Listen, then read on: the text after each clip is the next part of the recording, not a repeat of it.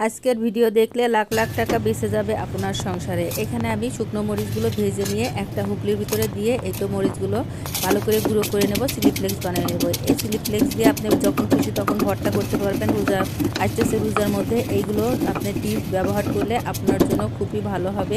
এই তো আমার বানানো হয়ে গেল চিলি ফ্লেক্স। এটা আমি কোটার ভিতরে রেখে দেবো, যখন প্রয়োজন হবে তখন ব্যবহার করব। এখানে আমি তেল পুড়ে গেছে, মাছ ভাজতে যায় সেই তেলগুলো একটা টিস্যু, দুইটা টিস্যু একসাথে করে নিয়ে একটা বাটির মধ্যে দিয়ে তেলগুলো ঢেলে নিলাম।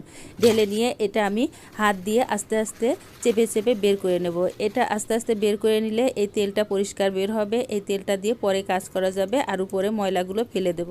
খুবই সুন্দর হয় এই টিপসগুলো ব্যবহার করলে, রান্নাঘরের জন্য খুবই উপকারী। আপনার জন্য সংসারে অনেক কিছু আয় বরকত এই কাজ টিপসগুলো ব্যবহার করলে হবে। আলহামদুলিল্লাহ, এই তো তেলগুলো পরিষ্কার হয়ে গেল। এই কাঁচড়াগুলো ফেলাই দেব। এই তো আমার সবগুলো তেল সুন্দর সুন্দর পরিষ্কার বের হয়েছে।